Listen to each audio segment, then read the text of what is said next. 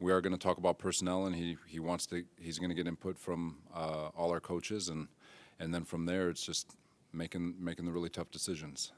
This part of camp always is the worst part of camp, because you have to face a lot of men eye to eye and tell them either good news or bad news. So, but regardless, there's going to be a lot of communication over the next few days. How entering tonight, how many positions were up for grabs? I'll keep that one in here, bud. Thank you.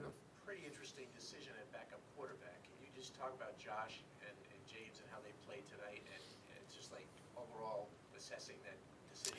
Yeah, giving Josh JJ a chance to go compete. He hasn't had a lot of reps, obviously, but felt like it was a great opportunity for him to go show it.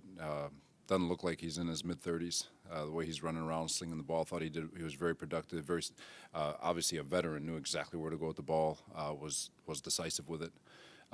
So thought he was productive. And then JMO getting another op, and I mean, if we don't fumble that ball, I really believe he's going to put us in field goal range, and we're going to get a kickoff with Amendola and win the game. That's the way he was operating. That's the way he was moving. So he was, and then show the grit to get us all the way down there, and obviously throw a 60-yard shot into the end zone. That was pretty cool. So, but I thought they both were good.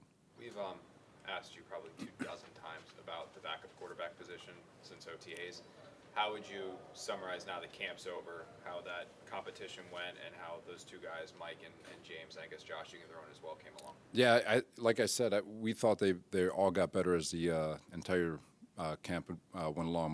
Mike White was obviously getting a lot better. Josh is a veteran. He's already fantastic. And then JMO just going through and learning. And you guys see how hard he works and all the extra work that he puts in. For him to have the second half he had, I thought it was awesome. But again, we're going to talk about it again tomorrow. I thought they all progressed pretty well, and now we go evaluate.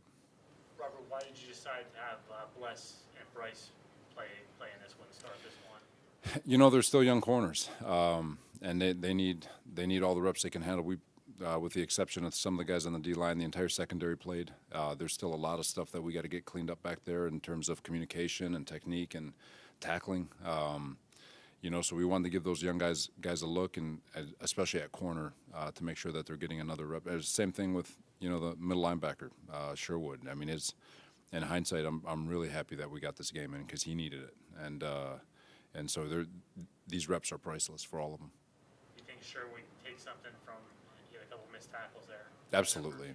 The first one was, a guy unlucky, but that's why you don't let go. So it's. But I think every time he hits the field, he's going to learn something, and it'll help when he has CJ flanking him, and to be able to communicate and talk to him and all that stuff. But and then obviously with Marcus flanking him on the other side, just from a communication standpoint. But I thought it was so important for him and Nas to get out there and execute the best they could. Did you or Jeff say anything to him after that play early in the game? Yeah, simple coach speak. Hold on. But he did everything right. It was a really nice play, just unlucky. One of the bigger camp battles was at right tackle between Fant and Moses. Did you settle on someone yet? Like, do you know who's going to be your starter? You know what? We'll talk about it again tonight or tomorrow when we watch tape and all that stuff. But I think it cleared itself up a little bit, and I'll wait to tell you guys until we get a definitive answer from everybody in the discussion. One of the bigger battles within training camp was the slot cornerback between Mark Carter II and Guidry.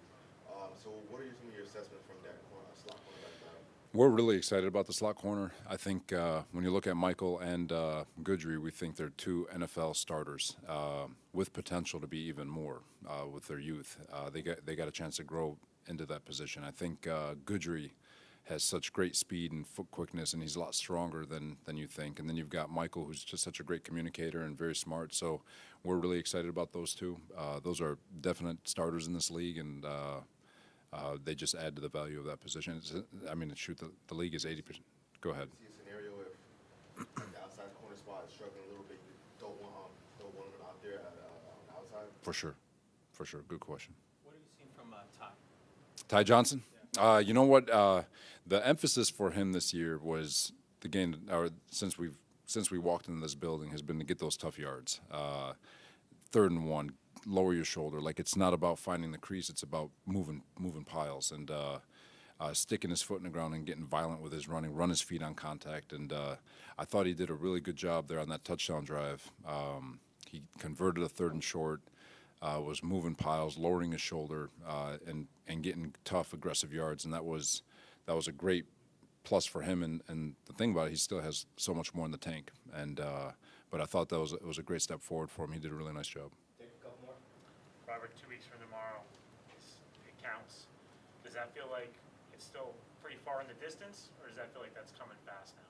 The opener, Yeah. it's coming quick. It's coming quick, and it's exciting that it's happening. But we got to get.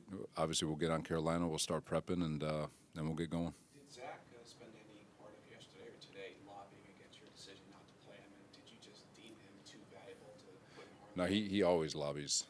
He wants to play. He wants to be out there, and they all lobbied. To be honest with you, so it's but decisions made. So Thanks, everyone. all right, thanks. Bye, John.